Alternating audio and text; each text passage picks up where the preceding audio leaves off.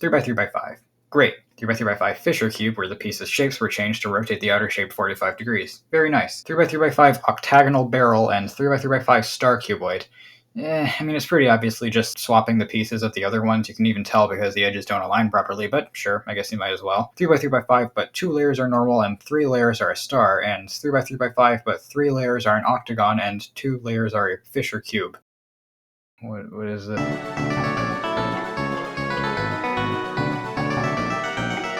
Cube companies are great some of the time, and I'm really glad they're making so many puzzles easily attainable to the public, but they're also just weird, like this one. So they could have just made a floppy pentagonal prism, and that'd be great, but instead they decided to make it square-shaped. They also called it the floppy ghost cube, and, like, it's not a ghost cube. Why does this Fisher Megaminx only have 3 colors? Why is this mirror square 1 only mirrored on one axis, making some pieces identical? It's possible to do it correctly. Why does the Moyu doubles cube have these inner pieces only affected by a single random piece with no visual indication? And this corner is different every time the puzzle is solved. Every copy of the doubles cube is personalized. And congratulations to the Xena calendar cube, making many dates impossible to display. This is the kind of weird stuff I'm talking about, and a really juicy example of this is with cubic cuboids because, holy jumpin', there's a lot going on here. Now these were originally based on these squished down 3x3x5 and 3x3x7 designs, which I have no issues with. Like, okay, the regular 3x3x5 can be turned normally like this if you do 180 degree moves on these sides, and you can do 90 degree turns to start shapeshifting it. This cubic version works exactly the same way as the proportional one, but the layers are squished, so it doesn't shapeshift. This all is the same. Now the 3x3x5 and 3x3x7s are both great, but then there's this 3x3x6, which just swaps the pieces between the 5 and the 7, and it kind of just misses the point.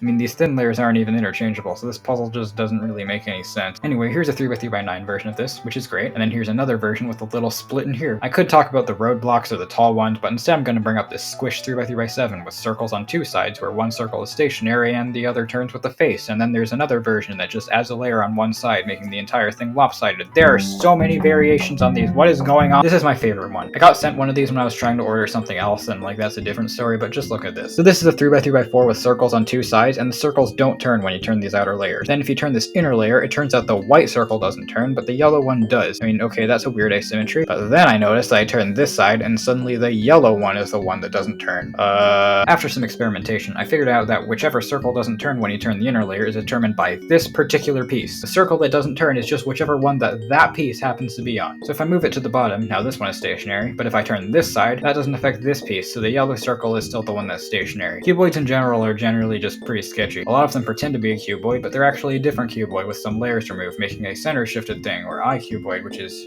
Like, my point is, if you're going to produce an I-cuboid, could you at least be honest about it, especially if it looks exactly like the real cuboid? I mean, to their credit, some of them do call them center shifted, I guess, but like, imagine if we had some sort of standardized sticker scheme for I-cuboids. I don't know, I just wish you didn't have to be needlessly cautious when buying cuboids to make sure you don't buy an I-cuboid or a camouflage cube or whatever the issue with that 2x3x4 was. Could I go back to the fun stuff, please? Like how the Shingsha Mastermorphic series switches the coloring scheme on you partway through for some reason? Okay, here's a bit of a complicated one. So the multi-dodecahedron is essentially a Master Pentultimate on the outside and a Megaminx on the inside, where turning the outer Master Pentultimate also turns the inner Megaminx, making you solve 2 puzzles at once. There's a variation on this called the Scooby multi-dodecahedron, which is basically the same thing, but with a Pyraminx crystal on the inside instead of a Megaminx, except look out! The outer puzzle is actually a regular Pentultimate this time. Why is this a problem? Because it only has 2 layers per side, and you can't distinguish whether you're turning this half or this half, and you can't mechanically assign each outer face of the Pentultimate to an inner face of the Pyraminx crystal. So the end result is that only half of the Pyraminx crystal sides actually turn, while a giant chunk of pieces on the other side remains permanently together even when the puzzle is fully scrambled, with no visual indication as to which of these Pyraminx crystal sides actually turn. How about this one? You know the cross cube, right? Wouldn't it be nice if there was a 2x2 version? Well, there kinda is. Shingsha made this thing, which is mechanically identical to a 2x2 cross cube, but its outer pieces are weirdly shaped. Oh well. Now, I wouldn't have mentioned this were it not for the fact that Shingsha also produced this thing, which has the outer 2x2 cross cube pieces, but for some reason they're only on 2 of the sides. This is the closest you could possibly get to making a 2x2 cross cube without just making a 2x2 cross cube. Let's check these even layered dodecahedra. Fine. Why are there center stickers? Why do some of these Kilominxes have these colored centers? So there's a series of triangular prisms, which has like a 3x3 version and a 5x5 version. That's good. But then the so-called 2x2 and 4x4 versions are just 1 layer higher, but without the middle layer. I mean,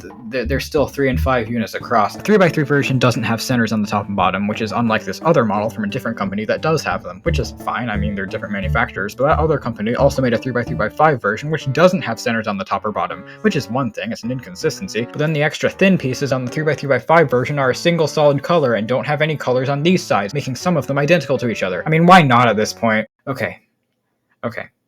I just have one question. Now, have you ever looked at a Siamese cube and thought, you know, I wish just one of these two cubes was an octagon.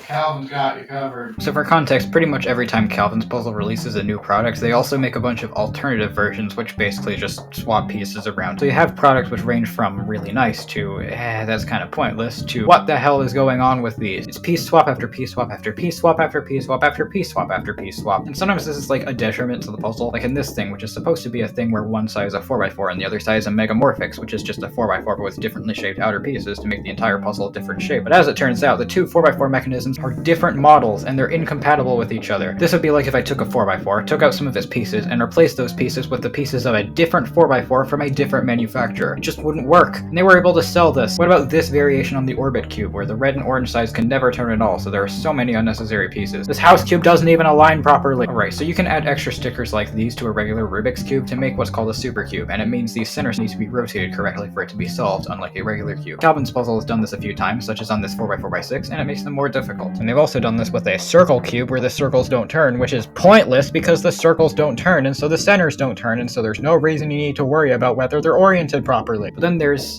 this. It's supposed to be a super cube, but you forgot to put the stickers on the center, so you don't need to worry about center orientation. And center orientation was the entire point of a super cube. And if that wasn't enough, they did this again with a star, and then again with a Fisher cube, where they even remember to put the stickers on correctly on these four sides. So now we have some puzzles which are exactly the same as their counterparts, but additionally, we have some extra pointless stickers on two of the sides.